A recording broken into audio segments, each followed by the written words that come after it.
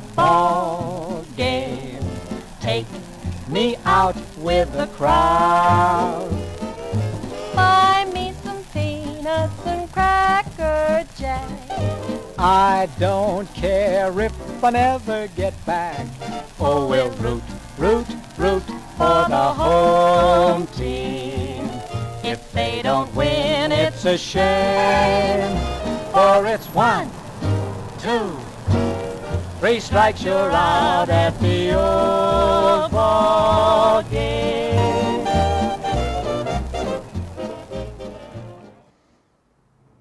Yes, a depression. In fact, a worse depression than in the 20s and 30s is already here, at least according to the Federal Reserve.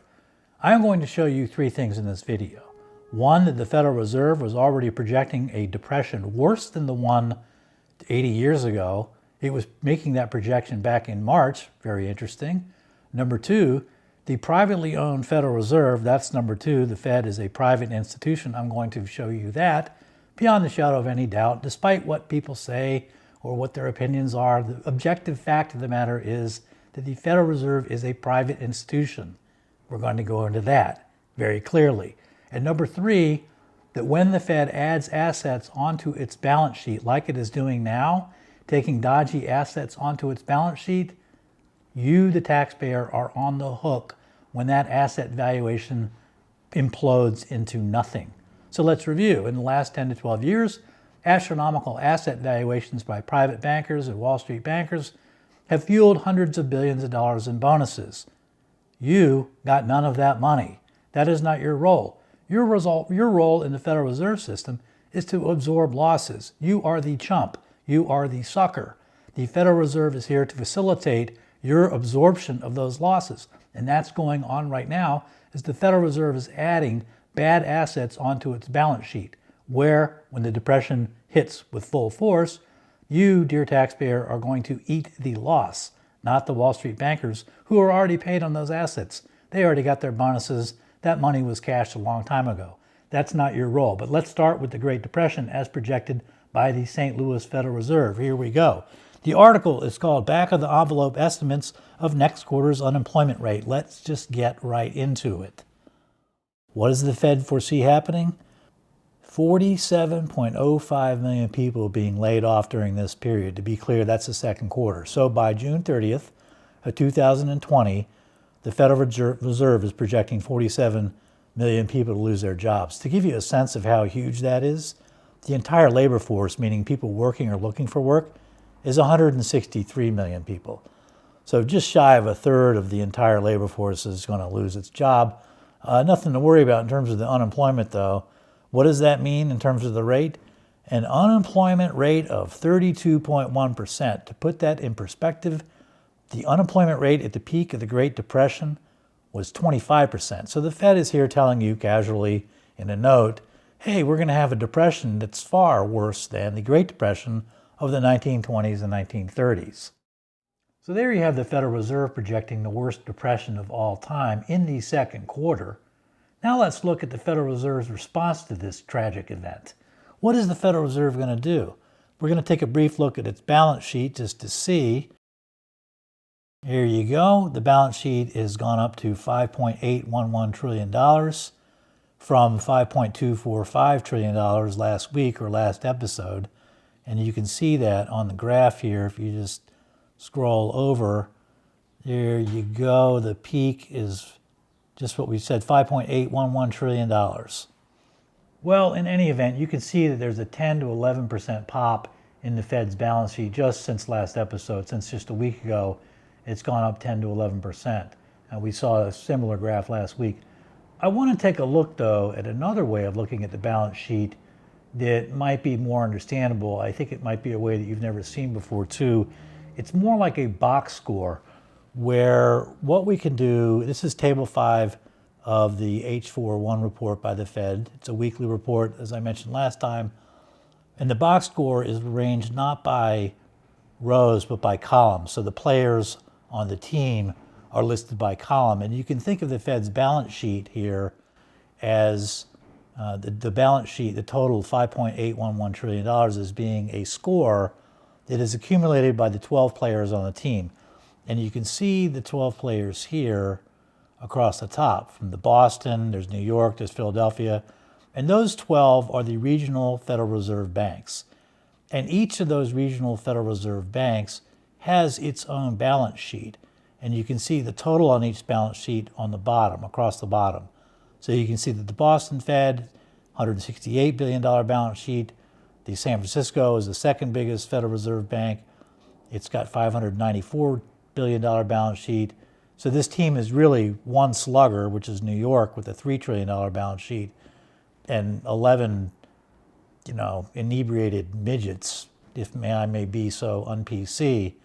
But the thing to notice here about the 12 separate balance sheets is look what they add up to. There you go. The 12 players, when you add up their balance sheet, total up to exactly $5.811607 trillion.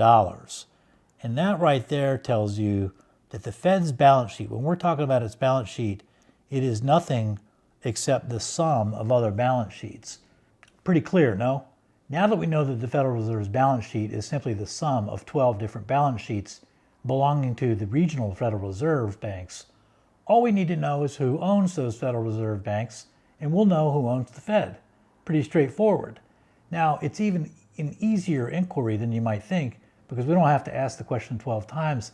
As it turns out, there's one bank, the slugger, the New York Fed, that speaks to them all. And for the uninitiated, this is going to come perhaps as a surprise, but the Federal Reserve is the New York Fed. When we talk about the Fed, we're talking about the New York Fed. That's what the whole thing is. Let's just cut to the chase.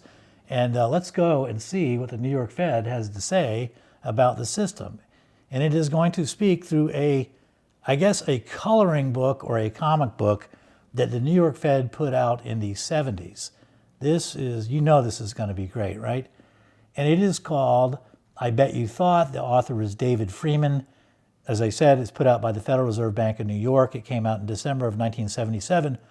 That is you over there, dear taxpayer. That is you over there on the right. You are the idiot. And what you were going to do in this thing, what the Federal Reserve is going to do in this comic book, is going to list and dispel 14 economic myths through a discussion of money, economic concepts, and the Federal Reserve System, so that that bubble over your empty head is going to be filled with information provided by the New York Federal Reserve. Wow, doesn't that sound great, kids? Having your heads filled with all sorts of important banking information? Hey, wait a minute, what are those New York Fed guys laughing at? What's so funny? Well, it's that the 12 regional Federal Reserve banks aren't government institutions, but corporations nominally owned by member commercial banks. That is a good one, because I thought all along that the Fed was a public institution. I thought it was part of the government. Well, I guess not. I guess the regional Federal Reserves are private after all. What do you know? But wait a minute. What about all those commercial banks that own the regional banks? Are they part of the government? Well, let's see. Commercial banks are privately owned businesses trying to earn profits, primarily by lending money to other businesses and to individuals. I guess they're not private either. Let's go on. Don't get the wrong impression from the government-type seals on their windows. Wow, that sounds like some really swell advice. Now that we know that bank seals are misleading, let's see if we can apply our knowledge to another seal. Yeah, I could see what they mean. United States there at the top.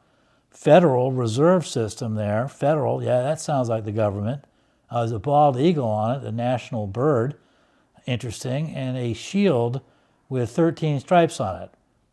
If I didn't know any better, I would think that was a government seal. Thanks to the New York Fed, though, I now know that's a private seal.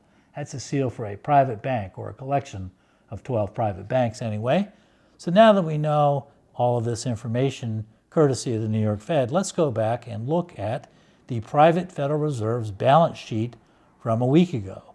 Now, the first thing you'll notice, because I highlighted it, is that those three columns there are averages. I'm not particularly interested in averages. I think of a balance sheet as being a snapshot.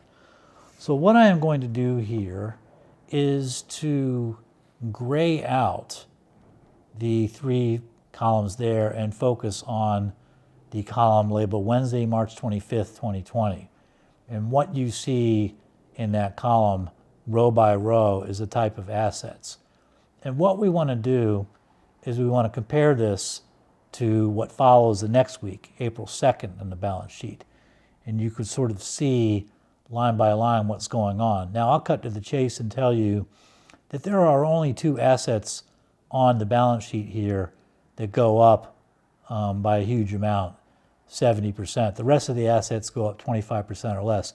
Don't get me wrong, 25% or less, that's a big increase in a week.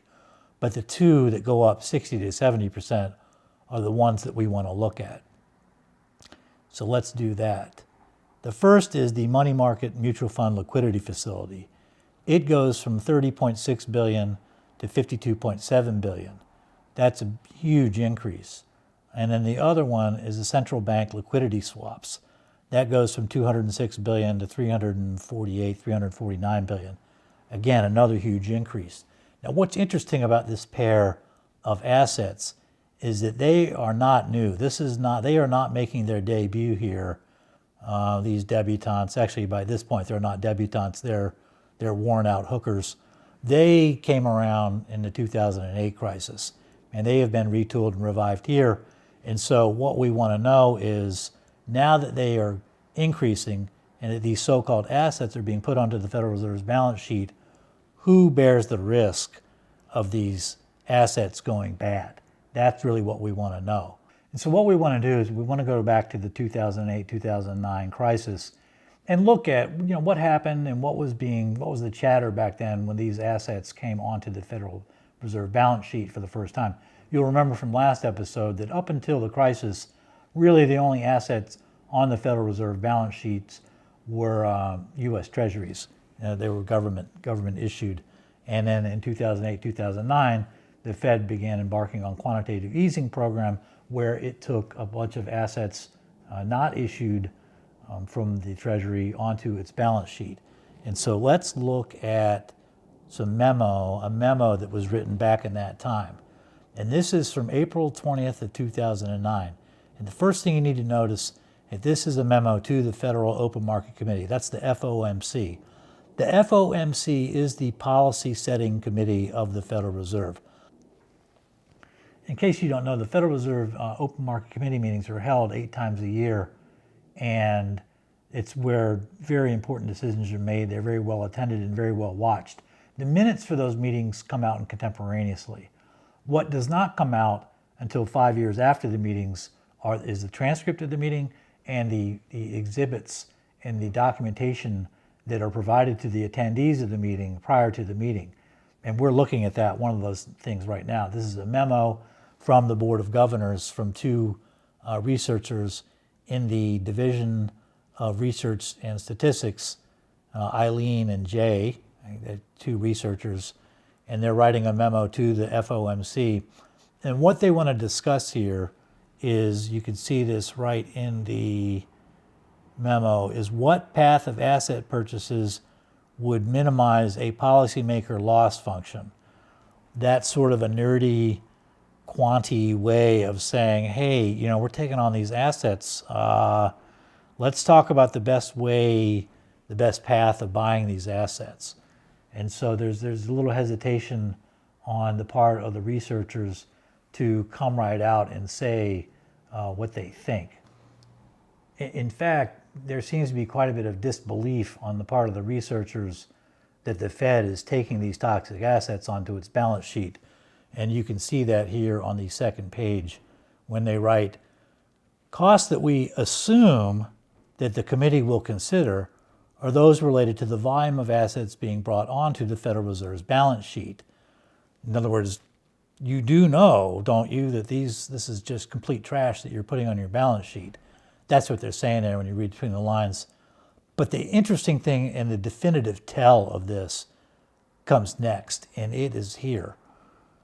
Holding a large portfolio of long-term securities exposes the Federal Reserve and thus taxpayers to appreciable capital losses if interest rates rise quickly.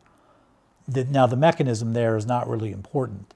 What is important is the exposure of taxpayers to the risk. In other words, the particular mechanism here is that the Fed is buying mortgage-backed securities. So let's say you've got a bunch of mortgages at a 4% interest rate, and they're all packaged up and bundled up for investors, and then all of a sudden interest rates rise to something crazy like 10%. How much do you think that the mortgage-backed security is going to be worth once that happens?